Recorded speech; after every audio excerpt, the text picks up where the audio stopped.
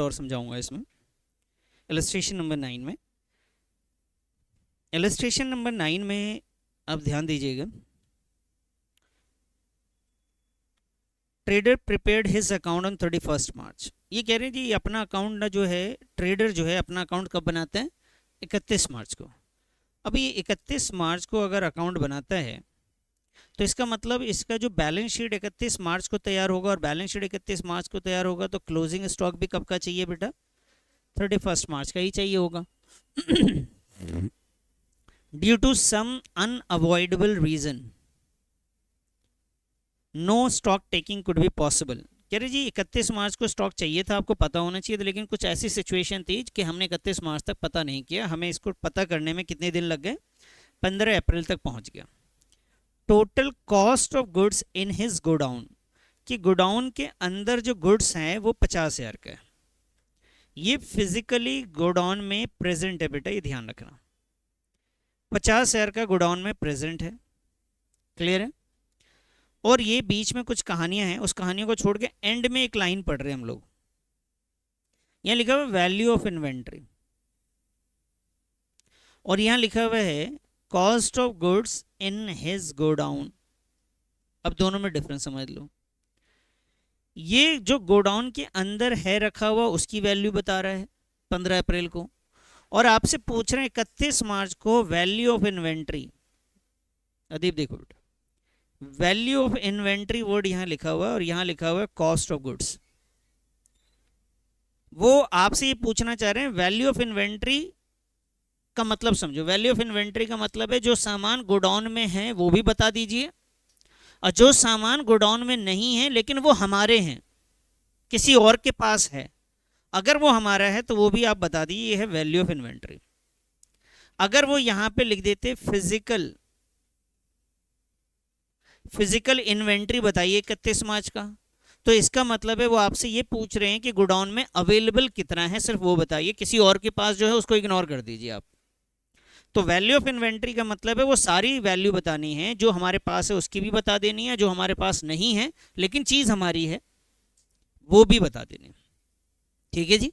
तो यहाँ पे वैल्यू ऑफ इन्वेंट्री की बात करी गई, इसका मतलब है कि हमें इस बात का भी ख्याल रखना है जो गोडाउन में है अवेलेबल उसको तो काउंट करना ही करना है 31 मार्च में, उसके अलावा जो हमारा सामान किसी और के पास है उसको भी काउंट कर देना है। और यहाँ पे इन्होंने दिया है क्या, गोडाउन के अंदर कितना अवेलेबल है अभी, और ये बात कब की है बेटा? 15 अप्रैल। तो अब हमें रिवर्स लेकर आना होगा, 15 से वापस कहाँ तक लेके जाना है मुझे? 31 मार्च। तो आपको ये तो पता ही है कि भाई अगर मैं यहाँ पे 15 अप्रैल समझ रहा हूँ और ये 31 मार्च है, तो यहाँ से यहाँ तक जाने के लिए हमने परचेज को प्लस किया था, सेल को माइनस किया था, तो आज वापस आएंगे तो परचेज माइनस और सेल का जो कॉस्ट है उसे, तो यहाँ तक तो कोई दिक्कत नहीं आने वाली। तो यहाँ पे आप ध्यान दीजिए कि यहाँ पे जो सेल हुआ है इंक्लूडिंग कैश और इंक्लूडिंग कैश परचेज, परचेज में भी है, ये कैश हो या क्रेडिट हो इससे कोई फर्क नहीं पड़ता, तो इसको तो आप इग्नोर करें, इससे कोई मतलब ही नहीं है भाई, हमें तो सेल और परचेज लेना है। तो जो सेल हुआ है 41,000 का, उसमें सेल्स रिटर्न भी है, इन दोनों को आप एडजस्ट कर दीजिएगा, सेल्स और सेल्स रिटर्न को। तो नेट सेल्स कितने का है आपका? 41,000 है। मैंने आपको बताया कि सेल्स अगर आप रिवर्स मारेंगे तो क्या करना पड़ेगा आपको? प्लस करना पड़ेगा, लेकिन इसमें से क्या माइनस करना होगा? आपको ग्रॉस प्रॉफिट माइनस करके प्लस करेंगे। आपको cost of goods sold plus करना है, सेल्स को प्लस नहीं करना है। तो इस वाली डेट में 15 अप्रैल वाली डेट में आप क्या करेंगे? सेल्स को आप क्या करेंगे? माइनस करेंगे, लेकिन ध्यान रखेंगे सेल वैल्यू को माइनस नहीं करेंगे। किसको माइनस करेंगे? कॉस्ट को। और परचेज वाली वैल्यू को क्या करेंगे आप बताइए? सॉरी, परचेज को आप माइनस करेंगे, सेल को आप प्लस करेंगे, लेकिन कॉस्ट प्राइस को करेंगे आप। हाँ, ये भी कर सकते हैं, कोई दिक्कत नहीं। आप पूरी वैल्यू प्लस कर दो, बाद में प्रॉफिट को माइनस कर लो, ये भी कर सकते हैं आप। अब आइए फोर्थ वाली डेट को। तो 15 March goods of the sale value, 10,000 रुपये का सेल वैल्यू एक सामान का, वो सेंट ऑन सेल्स और रिटर्न बेसिस। 15 मार्च को हमने किसी कस्टमर को सामान बेचा, 15 मार्च को बेचा, और ये 10,000 का सामान बेचा है, sale value to a customer और उसको अप्रूवल कितने दिन का दिया है? 4 हफ्ते का। अब यहाँ तक की बात समझो, आप ये मानो कि इस क्वेश्चन में ये लाइनें नहीं हैं, अभी ये लाइनें नहीं। कई बार एग्जाम में सिर्फ इतना भी आ जाएगा, ध्यान रखना बेटा। तो 15 मार्च को आप सामान बेच रहे हो, आपको 31 मार्च की डेट चाहिए। 15 मार्च को आप स्टॉक आपने भेज दिया किसी कस्टमर के पास, अप्रूवल बेसिस पे भेजा था, तो कस्टमर के पास आपका 15 मार्च को सामान चला गया, तो 15 मार्च को ही आपके गोडाउन से वो सामान गायब हो गया होगा? नहीं है ना।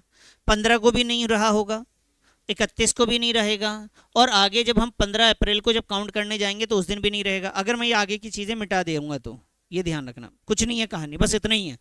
पहले अप्रूवल को समझ लो, उसके बाद आगे की कहानी समझोगे आप। कि 15 के बाद 15 तारीख को जब हम काउंट करने जाएंगे गोडाउन के अंदर, फिजिकल वेरिफिकेशन में जाएंगे, तो ये जो कस्टमर को हमने सामान दिया 1 महीने के क्रेडिट पीरियड पे, रिटर्न बेसिस पे दिया है, क्या ये सामान अवेलेबल होगा गोडाउन में? नहीं होगा। लेकिन क्वेश्चन ने आपसे पूछा क्या है? Value of inventory. वो ये नहीं पूछ रहा कि फिजिकल कितना वेरीफाई, आपको ये बताना है वैल्यू ऑफ इन्वेंट्री, जो गोडाउन में वो भी बता दीजिए, और जो नहीं है वो भी बताइए। अगर आपका है तो बताओ ये वाला सामान आपका है या नहीं है, है ना? क्या ये इस वाले काउंटिंग में आया है? नहीं आया। तो आप क्या करोगे बोलो? ऐड कर दोगे। भाई ये 50,000 की जो काउंटिंग है उसके अंदर तो आया नहीं, क्यों ऐड करना चाह रहे हैं आप ये समझो कि आपको 31 मार्च को goods sold on approval basis 31 मार्च को आपको काउंट करना था, और आपके पास अभी 15 अप्रैल की काउंटिंग है, क्या उसमें ये इंक्लूड है? नहीं है। तो आप बताओ 15 अप्रैल को आप वापस प्लस करोगे, क्यों प्लस कर रहे हैं? क्योंकि वो 31 मार्च को चाहिए मुझे। अगर यहां नहीं चाहिए था तो मैं यहां पे कुछ प्लस माइनस नहीं करता। बात समझ में आई? कि 31 मार्च को तो मुझे चाहिए होगा ना नितिन, जागते रहना। 31 मार्च को मुझे चाहिए क्योंकि 15 में काउंटिंग में नहीं आया। अब कहानी में थोड़ा सा और एक्स्ट्रा चीज जो है यहाँ पे, थोड़ा सा इसको ले लेते हैं, इसको हटा देता हूं मैं अभी, इसको हटा देता हूं। ये कह रहे जी 40% का सामान वापस आ गया, और ये कब की बात है? 10 तारीख को। अब बताओ हमारा सामान तो 10,000 गया था, 40% वापस आया, इसका मतलब कितना आया? अब ये 4,000 का सामान मेरे गोडाउन में आ गया 10 तारीख को ही, तो 15 को जब मैं काउंटिंग करने जाऊंगा तो बताओ उसमें ऐड है कि नहीं है? ऐड है। और ये नहीं होता तो मैं क्या करता बेटा? ऐड करता। अभी क्या है? ये ऐड है 15 तारीख को। क्या ये 31 मार्च को भी ये मेरा ही स्टॉक कहलाएगा या नहीं कहलाएगा? कहलाएगा ना, क्योंकि अप्रूवल बेसिस पे भेजा किसी और के पास ही था, तो 31 को भी मेरा ही कहलाएगा, 10 को भी मेरा ही कहलाएगा। तो क्या ये 10 को होना, 10 को अगर ऐड हो गया तो 31 को भी ऐड करना था ना मुझे, 31 मार्च को भी तो मुझे ऐड करना ही था ना, तो आज ऐड हो गया, बात तो वही पड़ेगी ना। तो भाई इस 4,000 का कुछ करोगे क्या आप? इसका कुछ भी नहीं करना, क्योंकि ये काउंटिंग में आनी चाहिए तो, और 31 मार्च को भी आना चाहिए था, तो ये 15 को जब गिनने गए तो उसमें आ गया है ऑलरेडी। तो यहाँ पे आप समझो कि 15 तारीख को मैंने काउंटिंग में वो 4,000 रुपये ले लिए, 31 को भी लेना ही था, तो दोनों जगह तो ऑलरेडी आ चुका। क्लियर है जी? अब दूसरा बात करते हैं, जो बचा हुआ है स्टॉक, वो कितना स्टॉक है बेटा? अब इस लाइन को भी ऐड कर दीजिए। जो बचा हुआ है वो है 60%, approving the rest the customer was build. कह रहे जो बाकी बचा हुआ था ना वो अप्रूव हो गया, लेकिन कब अप्रूव हुआ है? हम 15 की बात करते हैं, 16 को अप्रूव हुआ, 15 को तो नहीं हुआ। 15 तक तो वो स्टॉक फिर भी किसका था? हमारा था। लेकिन क्या वो गोडाउन में अवेलेबल था? क्या वो काउंटिंग में आया? लेकिन है किसका? 31 मार्च तक भी, 15 अप्रैल तक भी हमारे ही है, वो हमारे ही है ना, लेकिन हमारे पास नहीं है। कितना स्टॉक है वो? 6,000 रुपये। कितना है? 6,000 रुपये। तो 31 मार्च को मुझे काउंटिंग में लेना है ना। क्या वो 50,000 रुपये जो आपने यहाँ लिख रखा है, क्या उसमें ऐड है? तो वापस से इसमें क्या करेंगे आप? ऐड कर देंगे आप इसमें भी। बात समझ में आई? आपने इस 4,000 को, ये 40% को ऐड नहीं किया। क्यों नहीं किया? क्योंकि वो ऑलरेडी उसमें ऐड है, और ये 6,000 हम उसमें ऐड कर रहे हैं। क्यों कर रहे हैं? वो 15 तारीख के कैलकुलेशन में, काउंटिंग में आया ही नहीं है। क्लियर है? तो उसको भी हम जाके क्या करेंगे? ऐड कर देंगे। लेकिन मुझे बताइए, सेल वैल्यू था, बार बार बात कर रहा हूँ, क्या था ये? तो क्या सेल वैल्यू पे ऐड होगा या कॉस्ट प्राइस पे ऐड होगा? स्टॉक तो कॉस्ट प्राइस पे ऐड होगा। तो बेटा ये सेल वैल्यू का 60% आता है 6,000, उसमें से आपको प्रॉफिट हटा देना है। कितना परसेंट है? 20% ऑन सेल से, तो 20% आप यहाँ से आप हटा देंगे। बताइए समझ में आ गई बात? ये वाले भी क्लियर है बेटा? चलिए आगे बढ़ते हैं थोड़ा सा। चलो इतना पहले मैं करवा देता हूँ इसमें। आइए जी, पहले इतना कर लीजिए बेटा।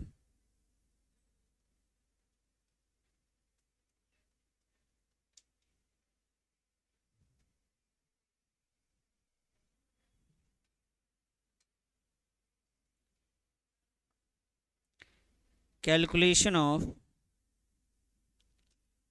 Value of inventory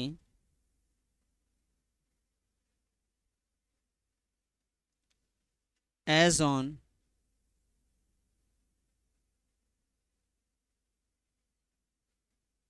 31st March 31st March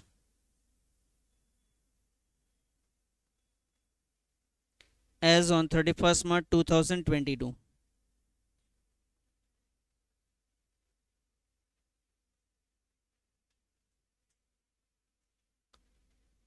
तो सबसे पहले जो आपका स्टॉक गिवन है बेटा, वैल्यू ऑफ स्टॉक 15 अप्रैल को गिवन है यहाँ पे। यह स्टॉक ऑन 15 अप्रैल, या कॉस्ट ऑफ गुड्स जैसे क्वेश्चन में लिखा है वैसे लिख लो, बेहतर है, समझ में आ जाएगा। Cost of goods in godown on 15 अप्रैल, 15 अप्रैल को कॉस्ट ऑफ गुड्स कितने का है बच्चे? 50,000। बताइए जी, समझ में आया?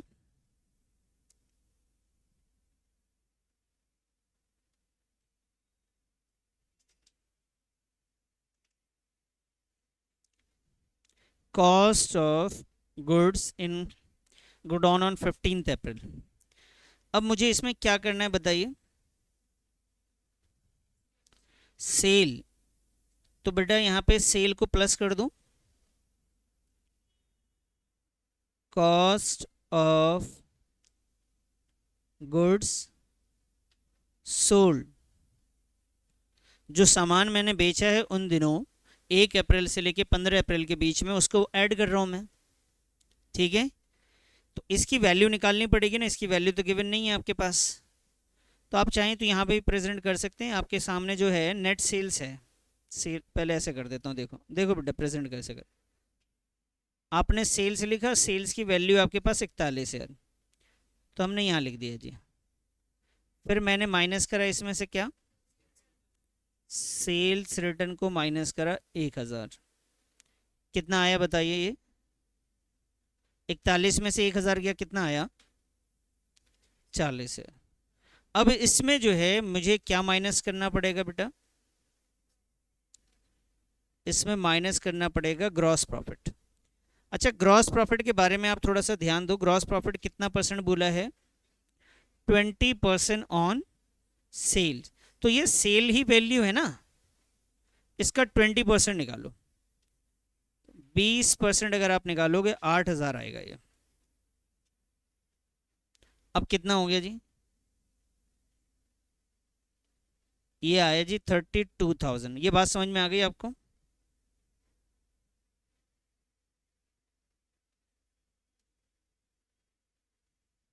Cost of good sold clear है ये? अब आप परचेज वाला ऐड कर देना।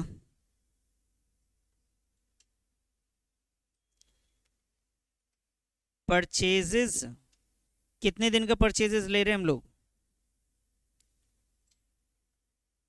परचेजेस जो यहाँ पे हुआ है बेटा वो परचेजेस है 5034। तो इसमें क्रेडिट और कैश सभी लेते हैं। आ जाओ जी, 5034 परचेजेस हमारे पास है 5034।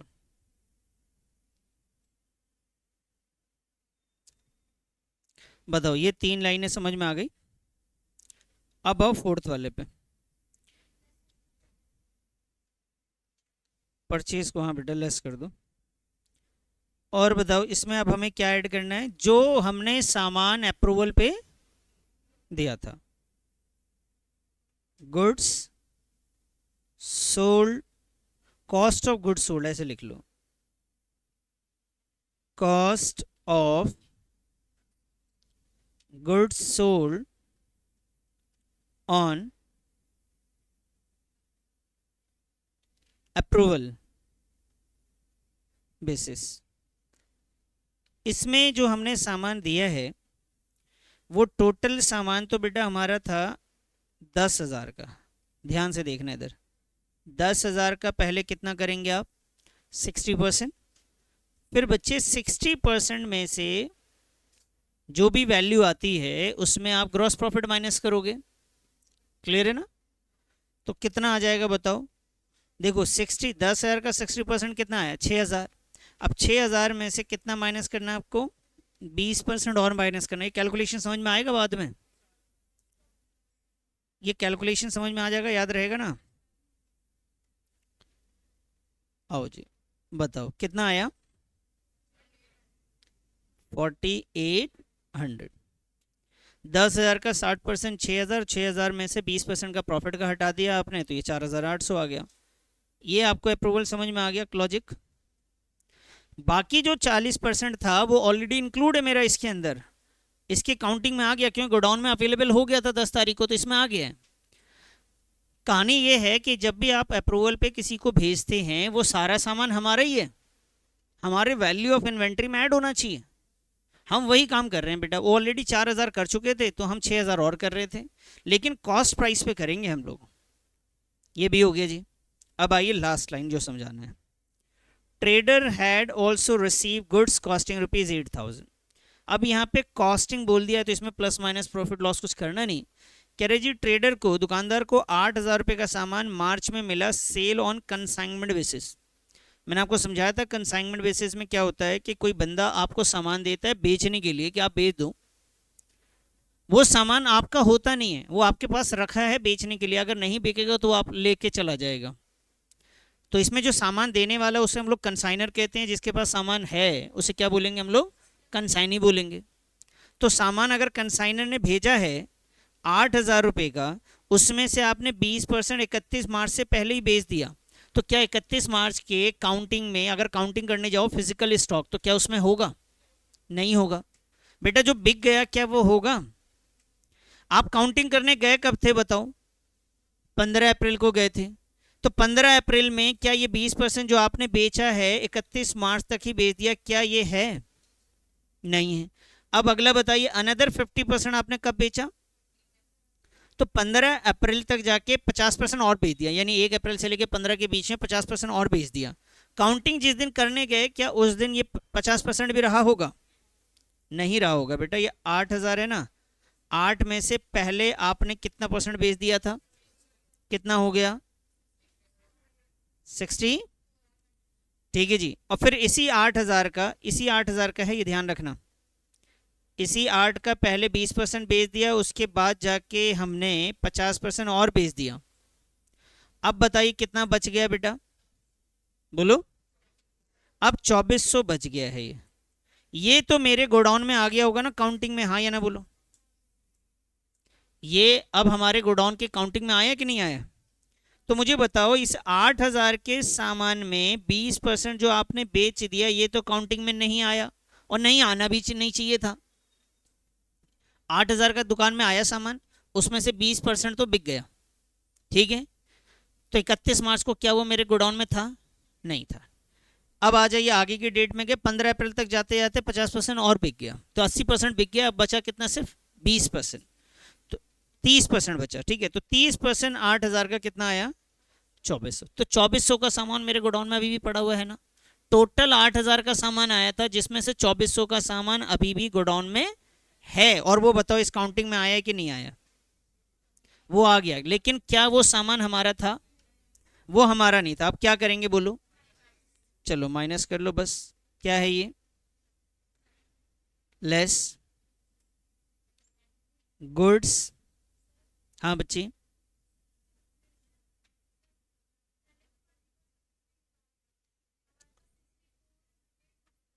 नहीं नहीं नहीं नहीं, इसका नहीं। ये कह रहे हैं, कहाँ गया, कि 20% of the goods and another 50%, balance का 50% नहीं बोल रहे वो, जो बच गया था उसका 50% की बात नहीं हो रही है, वो 8,000 की हो रही है। हाँ, तो यहाँ पे goods received on consignment, total कितना गुड्स रिसीव हुआ था बेटा, 8,000 का कितना परसेंट, 30% ना, 30% बेटा, तो 2,400 आ रहा है ये, बस सिंपल।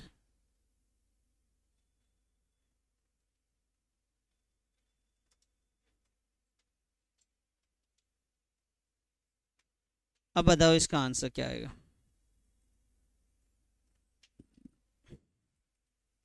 प्लस माइनस करके बताओ, और कुछ समझ में नहीं आए तो फिर से पूछो।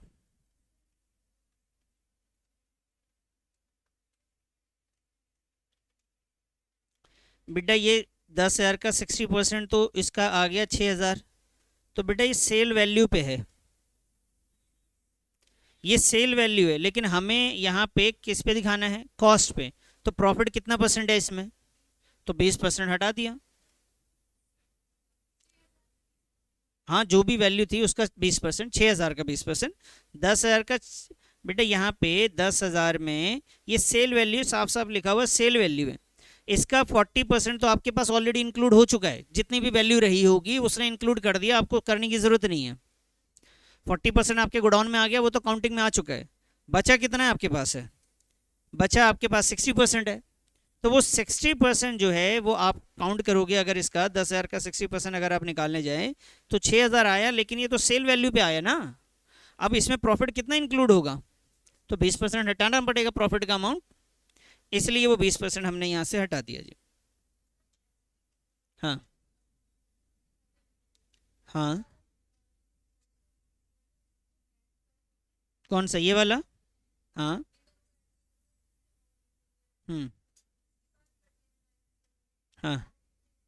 अच्छा, आप ये कह रहे हैं इसके बाद जो आएगा वैल्यू उसका आंसर लिखूं, फिर ये माइनस करने बाद जो आएगा वो लिख दें, फिर इसके प्लस के बाद जो आएगा वो लिख दें। जब कैलकुलेटर है तो हर बार प्लस माइनस लिखने की क्या ज़रूरत है, वो टाइम ख़राब नहीं होगा। आप बताओ, अगर 50 के बाद ये माइनस करोगे तो कैलकुलेटर में फिर से यहाँ आंसर लिखोगे तो टाइम ही तो जाएगा आपका, बाद में कर लो उसको।